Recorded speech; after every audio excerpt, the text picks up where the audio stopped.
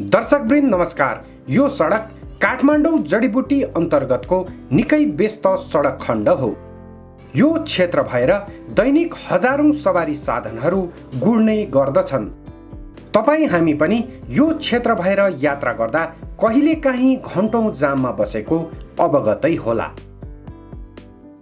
यसै कुरालाई मध्यनजर गर्दै केही समय अगाडि यो सडक खण्ड सरकारले विस्तार त गर्यो, तर कोटेश्वरबाट जडीबुटी हुँदै पेप्सीकोला तर्फ जाने सडकको एउटा घरका कारण निकास भएको थिएन। तर काठमाडौँ महानगरपालिकाले त्यो घर केही समय पहिले डोजरले भत्काएपछि भने यो सडकमा निकास भएको थियो। अहिले यही सडक खण्डको करिब 60 मिटर सडक निर्माण सम्पन्न हुने क्रममा छ, जसले गर्दा अब कोटेश्वरबाट जडीबुटी हुँदै पेप्सीकोला तर्फ जाने सवारी साधन जाममा बस्नुपर्ने छैन। यसले यो क्षेत्रको ट्राफिक व्यवस्थापनमा पक्कै पनि केही सहजता भने अवश्य हुने देखिन्छ।